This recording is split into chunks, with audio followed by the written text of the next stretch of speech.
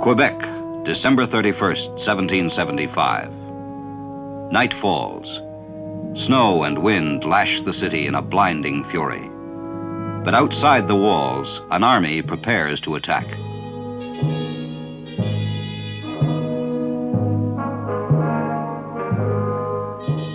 These are the soldiers of the American Revolution.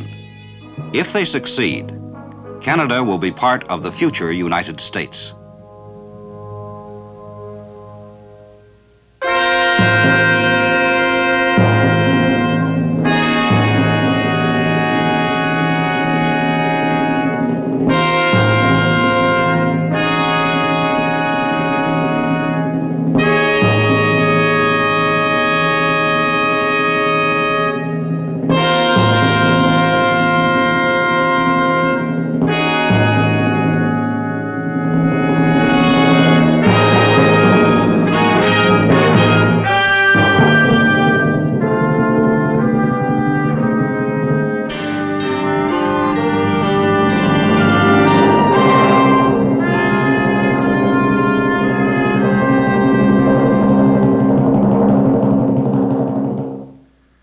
Those cold, desperate American revolutionaries failed, of course, in their assault on Quebec. Their leaders had termed it a friendly invasion, to accomplish by arms what they'd failed to do by persuasion. For Washington, Jefferson, and Franklin had felt it was important that Canada join the 13 rebellious colonies against Britain. Since then, almost 2 centuries have passed, and there are still 2 sovereign nations north of the Rio Grande. Almost a whole continent with only 2 countries. Not 1 country, not a dozen countries, but simply 2. Yet 2 countries where most of the people speak the same language, look back to similar origins, and cherish similar institutions. Why did the United States, with 10 times Canada's population, never swallow her up? The United States was always able to do it, and there were always some Americans who wanted to take over Canada. How then did Canada happen to survive? John F. Kennedy once said that history had joined the 2 countries. But some Canadian authorities claim that history is precisely what has kept them apart. What is very true is that the histories of the 2 countries have been profoundly interwoven. So what we're going to try to do here is answer that question: how did Canada happen to survive, by examining the fabric of both these histories together. It's an intricate, changing, and fascinating process which involves most of Canadian history and a large part of American. To start with, we have to go back almost 500 years.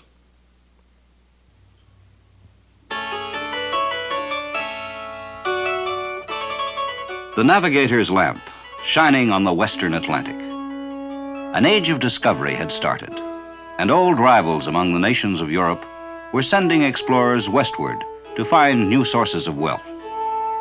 If the world was round, this should be the way to the Orient, to China with all its riches. And so the little ships ventured onto the vast sea. But it was America they found, not China. And among the first of them was John Cabot, who planted the flag of England. It was the beginning of Britain's long interest in this part of the world, which was strengthened in 1583, when Humphrey Gilbert claimed outright possession of the Newfoundland fishing base, long used by ships of several nations. England's interest soon expanded. She was becoming more and more commerce-minded. And now she sent her explorers through the warmer waters to the south, probing the bays and river mouths of the American coastline. Here they found lands more attractive than the north. But they were not empty. There were Indians who seemed friendly and held out the promise of trade.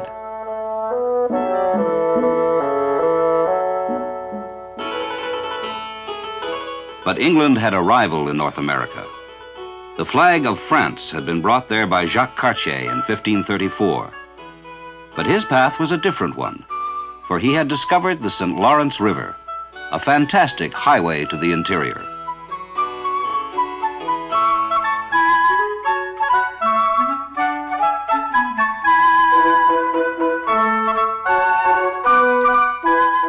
Jacques Cartier followed the mighty river road for 1,000 miles into the interior until he was able to stand atop Mount Royal at Montreal and gaze out at a vast domain unknown to the white man.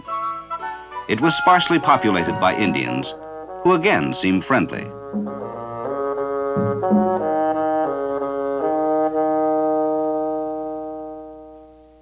Eventually, England would have several holdings along the Atlantic coast. If ever linked up, they could control the front door to the continent. But the French, with one great thrust, had penetrated 1,000 miles into the interior. From here, they were poised at the start of another 2,000 miles of inland waterways. Thus, through the back door, they might someday control the continent. The seeds of conflict had been planted. Who would be involved in the competition ahead? One group was now arriving in Massachusetts. In 1620, colonists from England, determined to build a new life in a new world. They were deeply religious people, but their beliefs were not tolerated by the official religion of their homeland. Here in America, they could worship as they wished. And their leaders, men like John Eliot, brought the Bible and its message to the Indians, hoping to instill in them the precepts of a Christian life.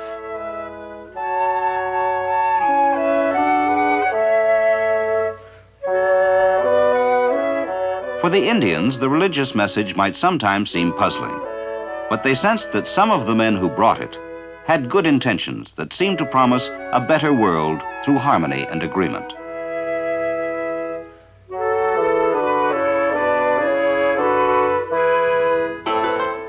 Elizabeth I, Queen of England.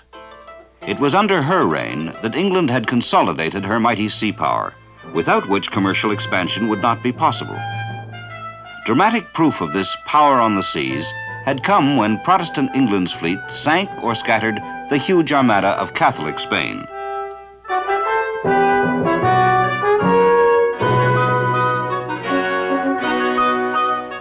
From her island base, England could now reach out across the seas to reap the benefit of her power.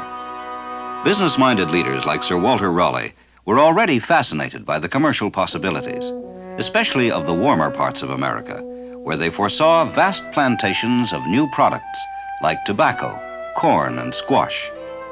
They had visions of orderly farm communities where the Indians would work hand in hand with them in the pursuit of profit.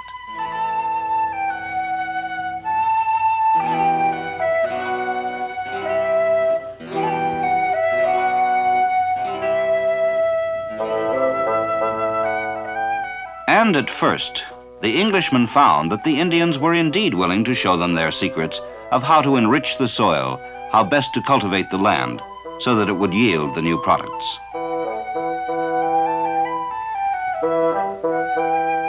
There were hardships, but the settlers kept coming.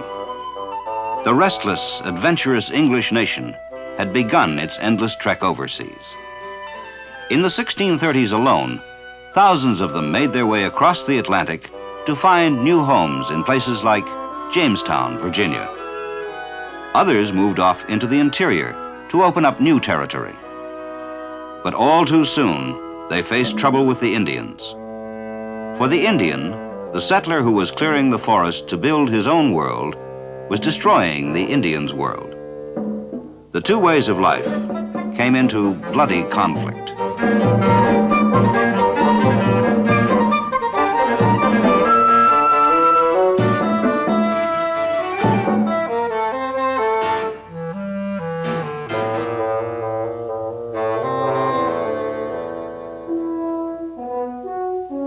Far to the north, there were different perils for the adventurers from England.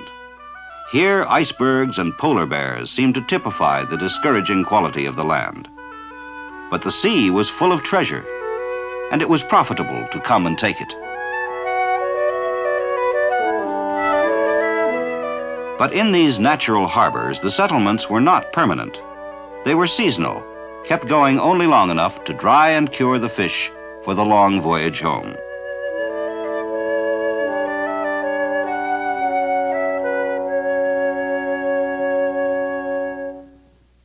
This limited contact with the New World grew all through the second half of the 16th century. But even before this, Jacques Cartier of France, dreaming of diamonds and gold as he approached America, had discovered another good reason for setting foot on the continent. The Indians he found there were without the simplest of metal tools. For these, they showed themselves almost pitifully eager to trade.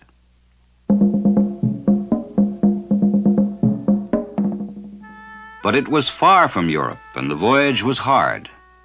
What could the Indians possibly offer to make it worthwhile?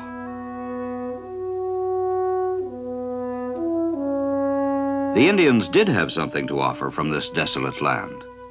It was a small, fur-bearing animal, the beaver.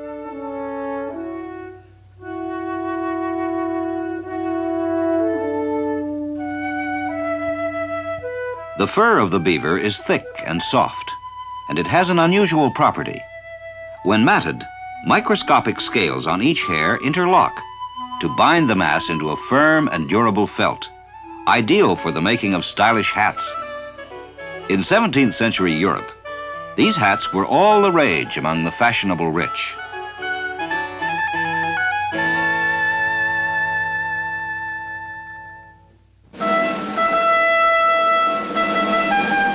In Paris, the money to be made in beaver furs soon aroused interest at the French court, and Samuel de Champlain was commissioned to develop the trade. He was to follow in the footsteps of Jacques Cartier and make his way up the St. Lawrence River to cultivate the Indians.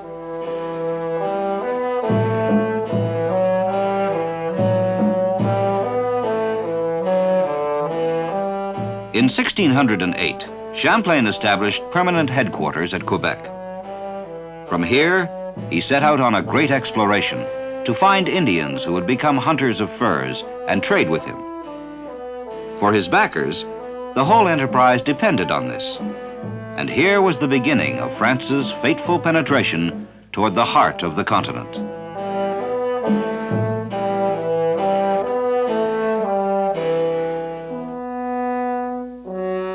Champlain's canoe carried him up the Ottawa River, across Lake Huron, and back through much of what is now the province of Ontario. This route would serve missionaries as well as fur traders, for the French had also brought their religion with them. It was mainly among the Hurons that the Jesuit missionaries preached their zealous, crusading Catholicism.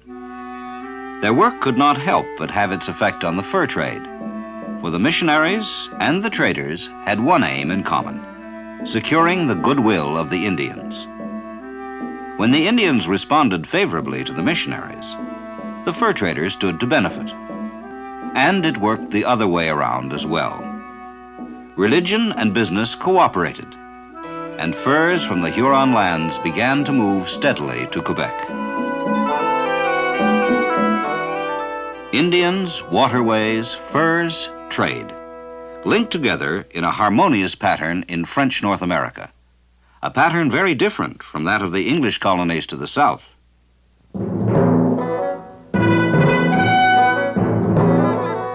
In the English colonies, there was much bloodshed. Early hostilities between settlers and Indians had worsened into almost constant violence.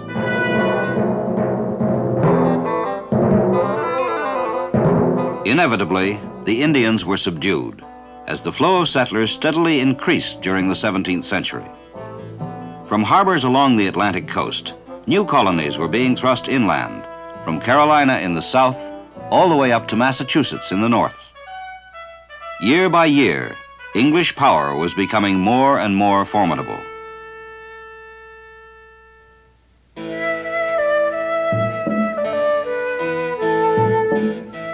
By contrast, in the north, in the French territories, the Indians fared better. For the French, the only good Indian was a live Indian who could hunt animals and offer the furs in trade.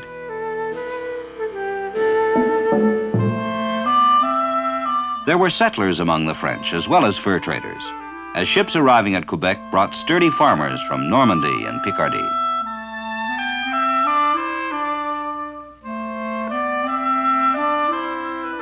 But there were far fewer French settlers than there were English to the south. Their colony was just a thin, straggling line of houses on the shores of the St. Lawrence River.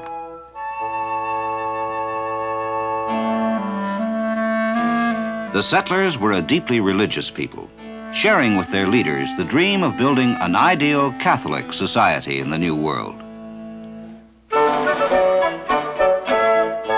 They were also a gay people, fond of a good feast.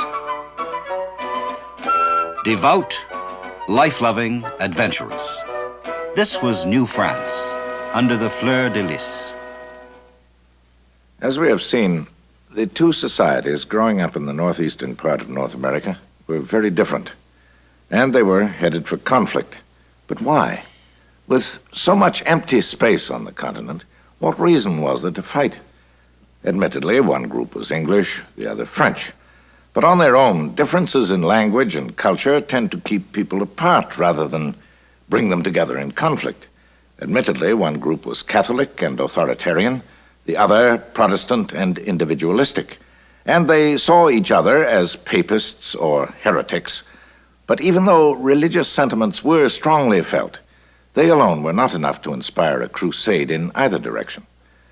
Another way in which the two groups differed was in their treatment of the Indians.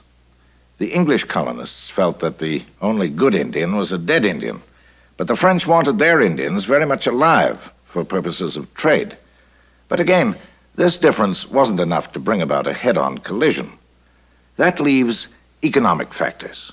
But even here, the fur-hungry men of the interior and the land-hungry men of the coast seem to move in different orbits. What then would cause the eventual conflict? To find the answer, we must first look at problems arising among the Indians. The spires of Quebec and the Indian families camped around them seemed to symbolize a natural partnership between the white man and the red, one that preserved and even enriched the Indian way of life.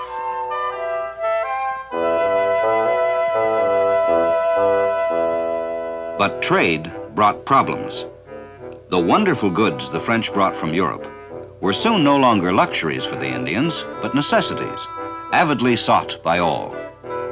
Dealing in them was easier than hunting, and very profitable for the middlemen. For wherever trade flows, middlemen arise, and before long there were bloody wars among the Indians, with the middleman role as prize.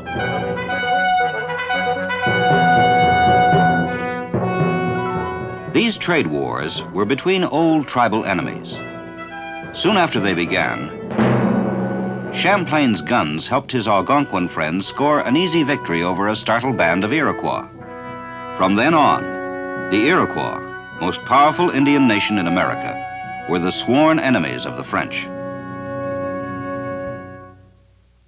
Just at this time, a second great river route to the interior was discovered, the Hudson-Mohawk system, and it ran, significantly, through the heart of the Iroquois country.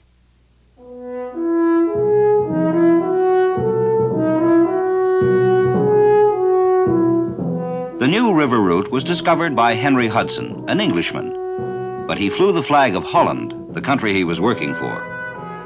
The Iroquois at once saw that with the help of the Dutch traders, they could build a system to rival that of the Hurons and the French. A working alliance developed, and it was full of ominous possibilities for the colony on the St. Lawrence.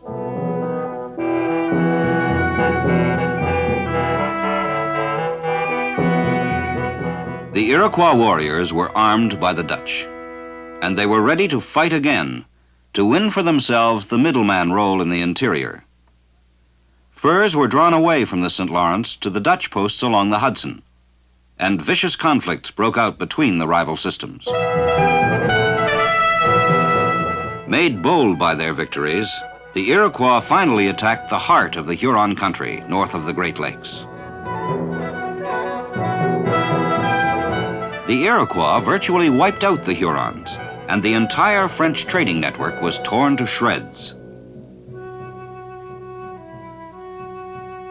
Among the victims of the Iroquois slaughter were the devoted French missionaries working among the Hurons.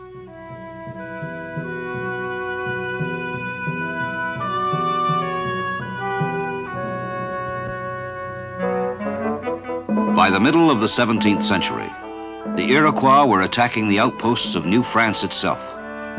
Despite heroic resistance, it seemed that the little colony would utterly perish. But help was on the way. An aroused France sent an able commander, the Marquis de Tracy, with professional soldiers to deal with the Iroquois.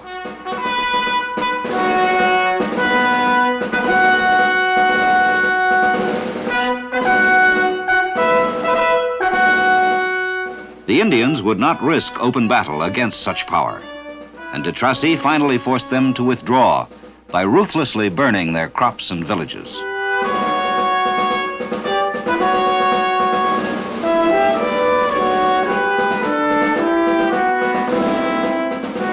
For the moment, at least, the French colony was safe. Champlain had come close to the Hudson River, but had not discovered it.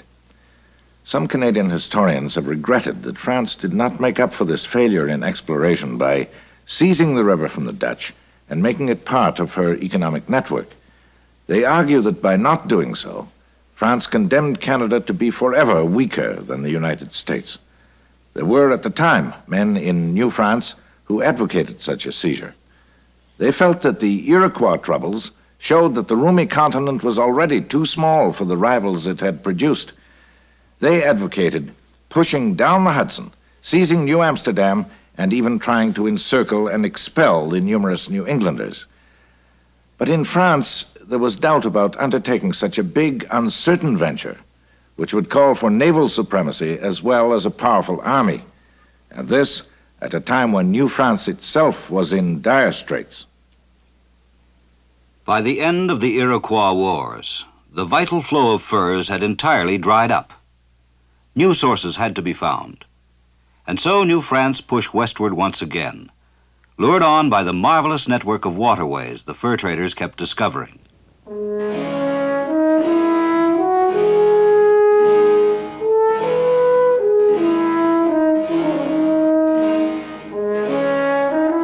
The heroes of this great advance into the interior of the continent were the famous coureurs de bois.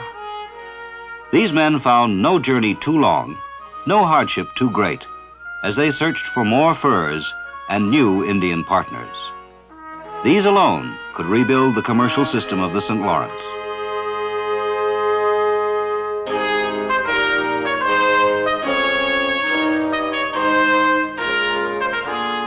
Meanwhile, in the London of Charles II, powerful English commercial forces were at work, for there were men here who took the trouble to learn everything they could about North America. They knew the business end of the fur trade at first hand, and in their sales rooms they discussed the immense profits still to be made across the Atlantic. They were greatly interested in the possibilities of the Hudson, and while France was hesitating here, they were preparing to act.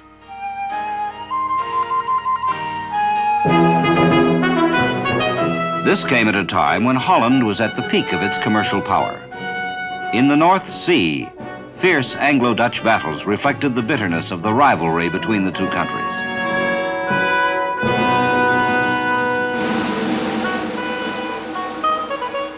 Across the ocean, New Amsterdam was a tempting target for the English. If they could seize it, the Hudson River route into the interior would be theirs. Moreover, they would be closing a dangerous gap between the existing English colonies to the north and to the south. And so the English set about harassing and intimidating the Dutch settlers. The Dutch were unable to defend their distant colony, and when a strong English naval force arrived at New Amsterdam, Governor Stuyvesant surrendered this important gateway to the continent.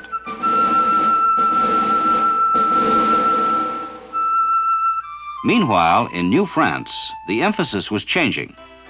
Colbert, the great French economic administrator, wanted to see the colony developed and strengthened. He felt that the straggling line of little farms was not enough, and that the utter dependence on the fur trade should be reduced. And so new settlers were sent out. In a remarkably short time, the population doubled, but it was still only 7,000, less than 1/10 that of New England.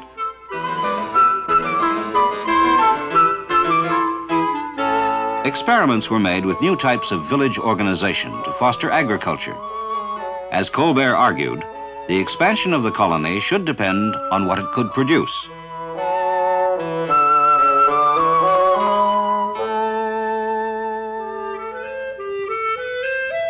Jean Talon, acting for Colbert in Canada, agreed that there should be more to the colony than just fur trade and farming. With this in view, he worked to create a variety of new occupations, encouraging local industry wherever it was practical.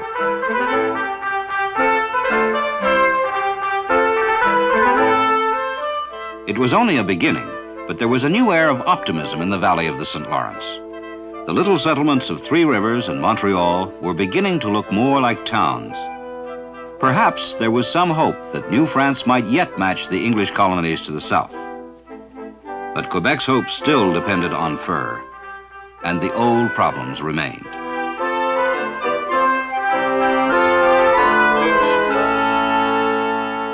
A few years earlier, the French trader-explorer Radisson had found an easily traveled water route to Hudson Bay.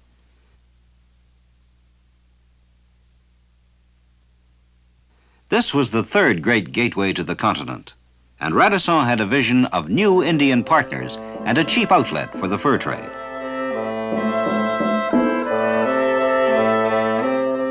But Radisson was turned down by the war-weary authorities in New France, who felt the new route would involve yet more defense commitments. So Radisson took his plans to the British. In London, astute investors gave Radisson a warm welcome. They listened carefully to his enthusiastic descriptions of the country he had penetrated, to his statement that this was the richest storehouse of furs in North America. Prince Rupert himself was quick to see the possibilities of the scheme, and soon a charter was obtained, setting up a new trading organization, the Hudson's Bay Company. The company, which had the blessing of King Charles, was well organized and well financed. Before long, Radisson's dreams became reality when its ships arrived in Hudson Bay.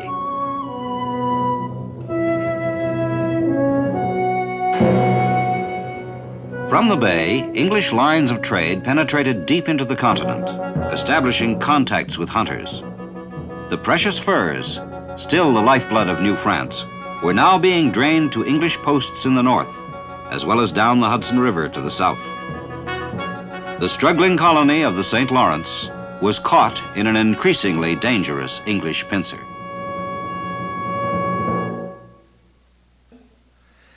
By now, it was 1680, and New France faced a cruel dilemma. Early French commercial policy had made the little colony totally dependent on the fur trade. But this had meant dangerous expansion and involvement in Indian rivalries that had meant almost fatal wars. The small base on the St. Lawrence couldn't make its huge hinterland truly safe for traders and allied Indians. The brilliant but cautious Colbert had pushed a policy of strengthening the colony proper and had warned against overextension along routes hard to defend. But by caution, New France had missed two great opportunities, the Hudson River and the Hudson Bay routes. A dilemma indeed. Fur meant ever greater expansion, which needed a much stronger base than the furmen could provide. But too much concentration on the base meant lost opportunities in the contest for fur sources, and that trade was still vital. For New France still had a long way to go in achieving a more diversified economy. After Talon, immigration all but ceased. Independence from fur was still far off. So, when the full implications of the English successes became clear, and furs began draining away to the north and to the south, the French were goaded into immediate action. The growing encirclement had to be broken. The only way was to expand, to push between the English positions. A new avenue had to be found. They found it in June 1673. They had sent the explorer Louis Joliet and the missionary Jacques Marquette to find a fabled river running south, It was the great Mississippi, leading to the Gulf of Mexico, and there were Indians aplenty here to trade with and to convert. 2 years earlier, a representative of the French crown had stood at Sault Ste. Marie and proclaimed sovereignty over an enormous area that stretched far to the south and the west, taking in no less than half the present area of the continental United States. It remained only for La Salle to complete the exploration of the Mississippi to its mouth and to reaffirm the French claims on its banks.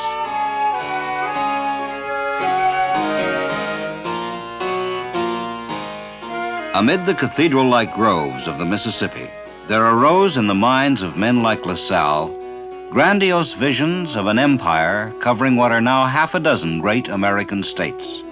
This French and Catholic empire would exist not only for fur trading and missionary work, but also for the greater glory and prosperity of France. And its spiritual center would be Quebec. The vision involved the rebuilding in a new world of the lost harmony of medieval times, of orderly villages where religion would be the center of human aspirations.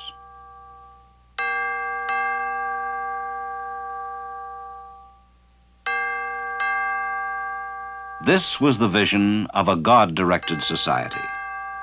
There would be a populace of ideal servants under ideal spiritual leaders, under men as able and determined as Bishop Laval, who demanded a political as well as a spiritual role for religion in Canadian affairs, and with women as devoted as Marie de l'Incarnation, the first superior of the Ursuline nuns.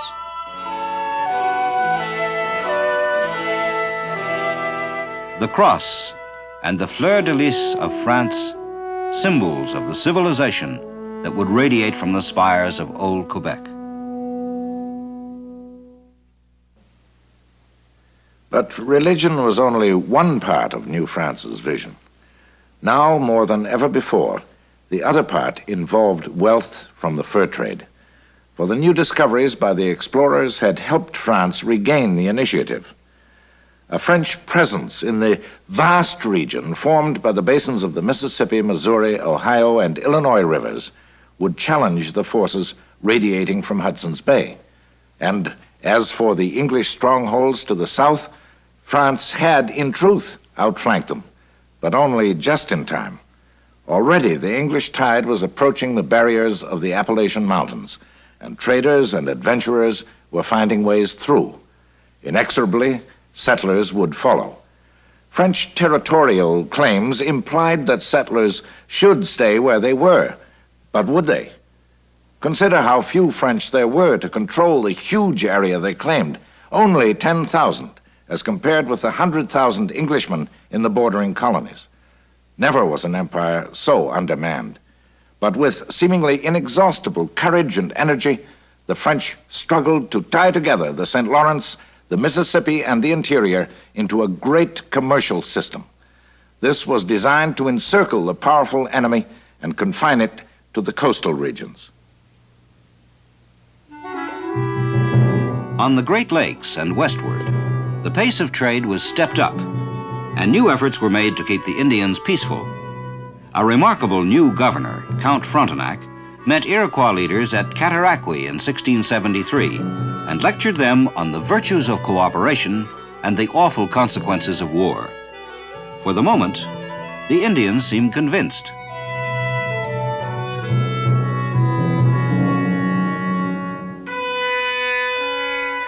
But only 11 years later, the Iroquois signed an alliance with the English. Now these Iroquois, traditional enemies of the French, would have powerful backing if they went on the warpath.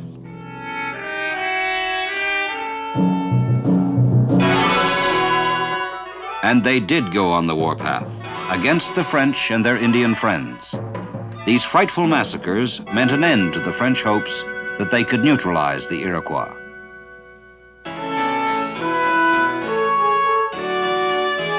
Meanwhile, up and down the Atlantic coast, ports of the English colonies were growing, and a great flood of efficiently produced British goods poured in. English rum, cheaper than French brandy, invaded French territory. Then, reinforcing bitterness in North America, came war in Europe. For it was 1689, beginning of the Second 100 Years' War between England and France. As it progressed, their overseas empires would be increasingly involved. In Quebec, an angry Count Frontenac was back from France to take charge again. With the help of friendly Indians, he was determined to strike back against the Iroquois and the English.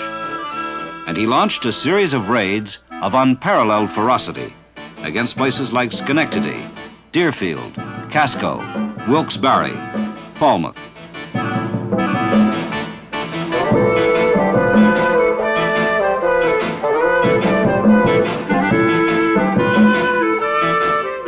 For the English colonists, the memory of these raids was to make the word Canada so synonymous with danger that for a century to come, there would be fear of any power to the north. But still, these were only guerrilla raids. The next phase would be formal clashes between the regular forces of France and Britain. Such warfare was urged by New Englanders like Samuel Vetch, who persuaded the British to send Sir William Phipps with a fleet to Quebec to order Frontenac to surrender. But Frontenac said, "I shall answer you out of the mouths of my cannon."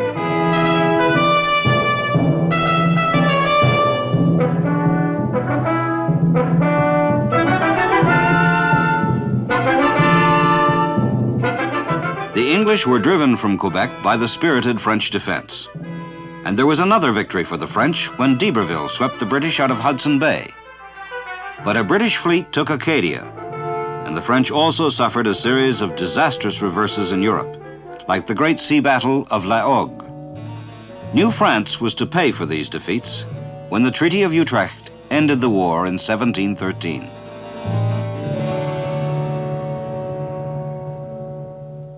Under the treaty, France surrendered all claims to Hudson Bay, one of the great gateways to the interior. She also had to give up any claims to the great fishing island of Newfoundland. And Acadia, twice previously captured and returned, now became Nova Scotia. But the treaty left some boundaries unresolved, and there were to be fluctuating claims to large border regions.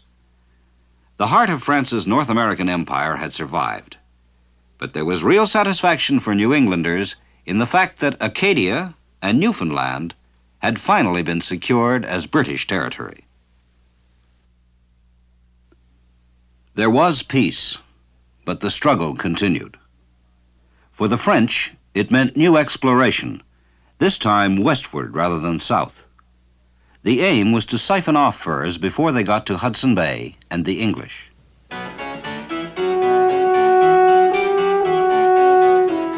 The man who pushed the French route west was the remarkable La Vérendrye, who went from the head of the Great Lakes, through Manitoba, and up to the Saskatchewan River.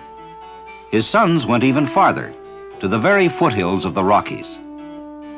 Behind them arose a new chain of forts in competition with the English outpost to the north. Here were new focal points for tension, for fierce new conflicts between old rivals. This was the high water mark of France's brilliant North American adventure. This claim to the whole interior of the continent, to an area half the size of the present United States. But France's lines of communication were overextended and vulnerable to outside pressures. The basic problem, an area too large, a population too small, foreshadowed problems that would long haunt the Canada of the future. For New France, it meant a diversion of energies needed to foster growth in the underdeveloped colony of the St. Lawrence. So instead of developing economic diversity, with the social changes this would have led to, New France remained largely agricultural, semi-feudal, and pious.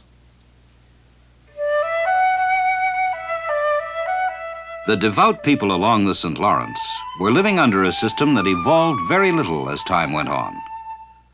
The relationship between the habitant farmers and the seigneurs retained an authoritarian tone, although it was far from being oppressive. But above all, the middle class was very small and lacked the vigorous business ambitions that could be seen in the English colonies nearby.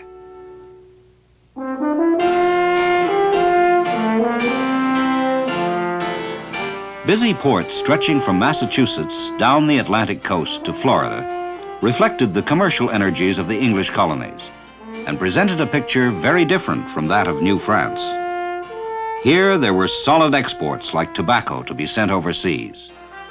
And here was a rapidly expanding merchant middle class. The ships that crowded the harbors carried on a highly profitable trade between England, Africa, the West Indies, and the American colonies. West Indies sugar, African slaves, New England products like rum, and the cheap manufactures of Britain all flowed back and forth. A diversified economy in contrast to the fur trade, an economy that already led to cities with thriving business sections.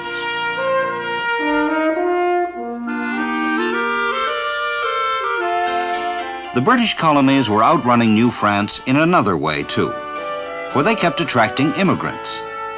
These came not only from England, but also from other parts of Europe, like poverty-stricken Ireland and a Germany racked by war.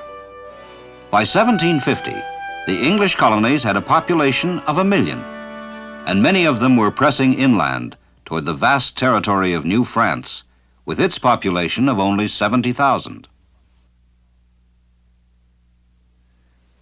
It was a vanguard of traders, adventurers, and speculators that was surging through the mountains from the British colonies on the coast. They would be followed by men who would base their long-term livelihood not on furs, but on land. They wanted farms, which in time meant clearing the forests and driving out the fur-bearing animals and the Indians who hunted them. For the French, so dependent still on the fur trade, this threat to the source of supply was a new peril. But the French, in the aggressive spirit of the old fur trade, did not hesitate to react. There would be no backing down in the face of the oncoming English settlers. Instead, claims would be reinforced and protected by strong defenses. With brilliant military engineering, the French put up a long chain of defensive forts along the edges of their territory.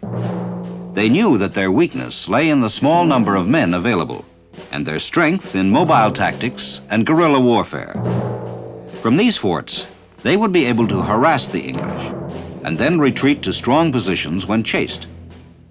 Thus the few sought to outflank and encircle the many, with a great arc of fortifications that swept down from Fort Beausejour to Quebec and Fort Frontenac, through to Fort Duquesne, and on to Louisiana. A provocative encirclement, bound to arouse British resentment. Governor Dinwiddie of Virginia. The French faced formidable enemies in men like him and Governor Dongan of New York, both of whom had their eye on French territory. And there was Governor Shirley of Massachusetts, who feared France's naval threat, and Robert Rogers, who had become an expert in forest warfare. And finally, there was William Pepperell of Maine, who would lead the attack on the French fort at Louisbourg.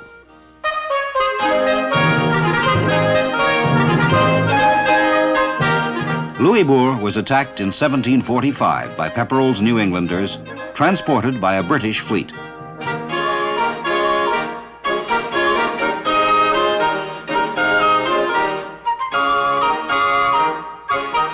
After 6 weeks of bombarding the fortress, Pepperell and his men were victorious, but Louisbourg would be in British hands for only a few years. Much to the disgust of the New Englanders, a treaty would soon return it to France. South of Louisbourg, more trouble was brewing. This was Nova Scotia, British since the Treaty of Utrecht, but the population was still largely French, the Acadians, who had stayed behind to till their prosperous farms. Their presence as a potential fifth column was a constant source of worry for men like Governor Shirley of Massachusetts. Partly at his urging, the city of Halifax was founded in 1749. It was hoped that here, a loyal population would counterbalance the potentially disloyal Acadians.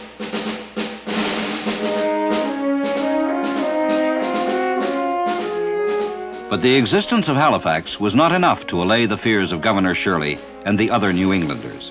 And in 1755, the Acadians heard the bitter news that they were to be deported from the area and scattered through other parts of North America.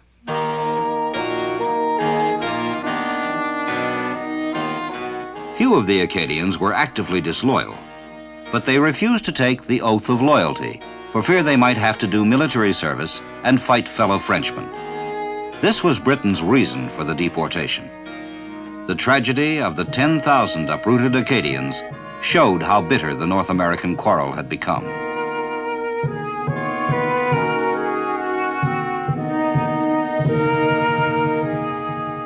To the south and west, English activity was beginning to spill over the Appalachian Mountains toward French territory, and British outposts like Fort Oswego stood threateningly close to the routes of the fur traders. Other colonial initiatives came with men like Colonel Robert Rogers, who, with his Iroquois allies, launched bloody forest raids against the French.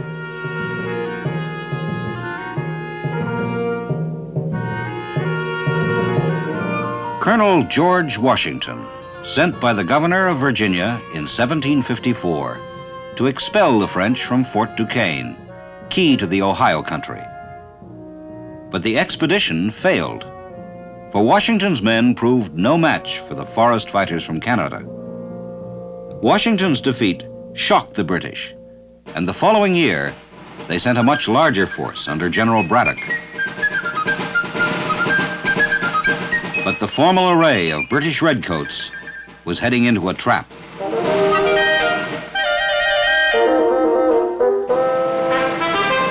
Colonel Beaujeu concealed his small band of French and Indian fighters in the forests they knew so well. Deadly fire rained on the British, who could barely see their enemies.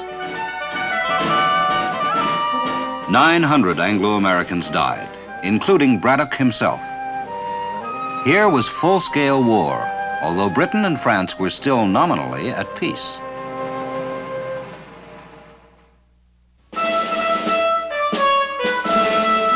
It was 1756, and the French had just seized Fort Oswego. War had been officially declared in Europe now, and in North America, the tempo of hostility was stepped up. At first, the French did surprisingly well, for they were still the masters of forest warfare.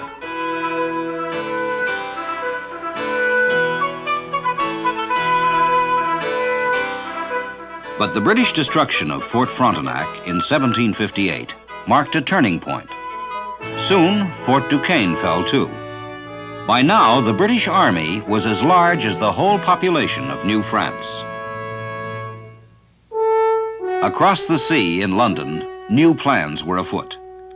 William Pitt, the forceful new Prime Minister, agreed with young officers like James Wolfe that the French could be completely driven out of America by strong frontal attacks. Louisbourg, the stubborn fortress on the Atlantic, was the first target, and the method was an all-out amphibious attack.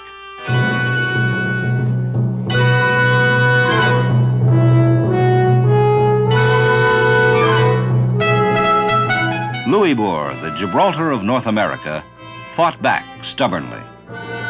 But the bombardment by the British fleet and the landings of the army under Generals Wolfe and Amherst proved too much. After 8 weeks, the British marched in, and Governor Shirley's dream was fulfilled. The following year at Louisbourg, General Wolfe mustered his troops for the decisive assault of the war, an attack on Quebec itself. The army would be transported by Admiral Saunders and his fleet. Men like Saunders had made the British Navy master of the Atlantic, with a series of brilliant victories over the French off the coasts of Europe and Africa. Now, the fleet was ready for Quebec. On board ship off Quebec, General Wolfe and his officers drank a toast to the success of his plan of attack. The fortress of New France seemed inaccessible, but early in the September dawn, Wolfe's soldiers set out on the river in small boats to carry out a daring scheme.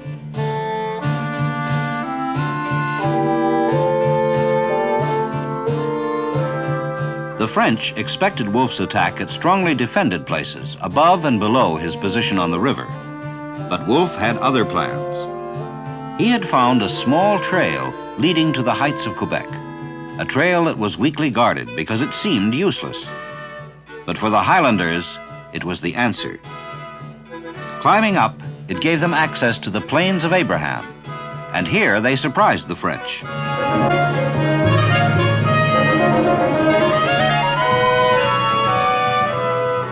Hastily assembled, the French soldiers could not dislodge Wolfe's Highlanders. Wolfe died on the field, but his army swept on to victory. After winning the Plains of Abraham, they rushed on to capture the city, the very heart of Canada.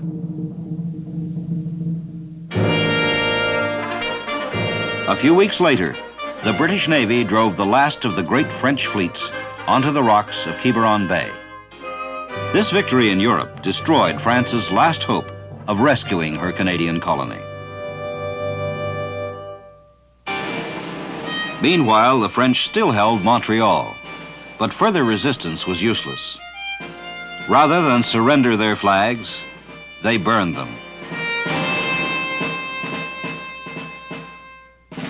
It was a bitter day for the defenders of New France when in 1760, Montreal yielded to Amherst's Anglo-American force.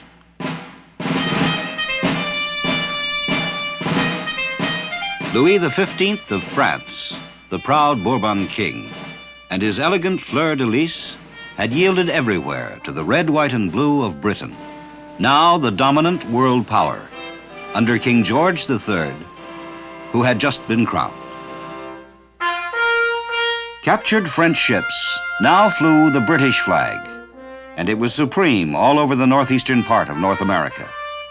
It flew securely at last in New England, now that the menace of New France had been removed. And it flew on the very St. Lawrence itself, key to the coveted interior. And Englishmen rejoiced. They saw simply that Britannia was at last victorious, that the proud lion had sent the arrogant rooster a-running. Rich, ambitious, sophisticated France and her politicians were left to weep. And Jack Tar might well smile at the French discomfort. For at his command, Mars and Neptune, gods of war and the sea, had miraculously joined forces and removed the French challenge to British North America. From the Ottawa to the Ohio, the spoils were enormous. A great swath of territory for the English settlers to colonize, a fabulous land of mountains and lonely lakes and rushing rivers.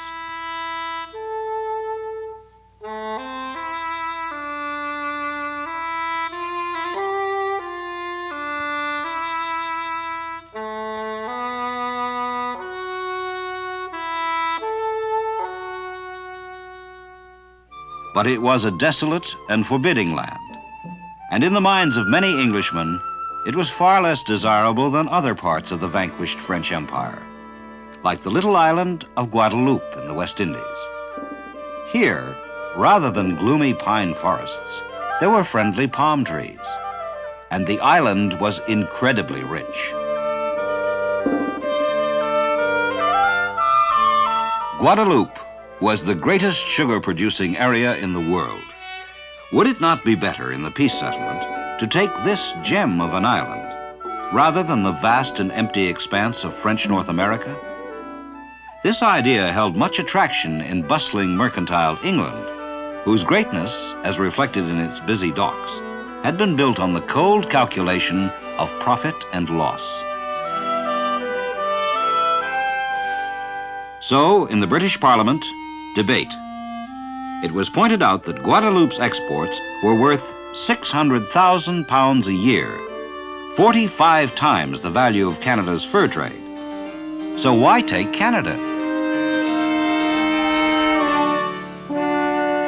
But it was William Pitt, the Prime Minister, who finally prevailed. France would recover, he said. Canada must remain a British base. Thus the map was formally redrawn in the Treaty of Paris. The year was 1763.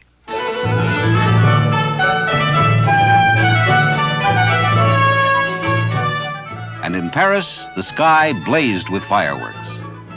After 75 years of intermittent war, there was now peace between England and France. In North America, every settlement from Hudson Bay to Florida now flew the Union Jack. For the New England colonists, the mother country had removed a hated obstacle in the path of expansion. As far as London was concerned, Canada would now be another Massachusetts or Connecticut. But Canada was clearly not like the others. It was French, with cultural roots as deep and as unique as any Anglo-Saxon colony.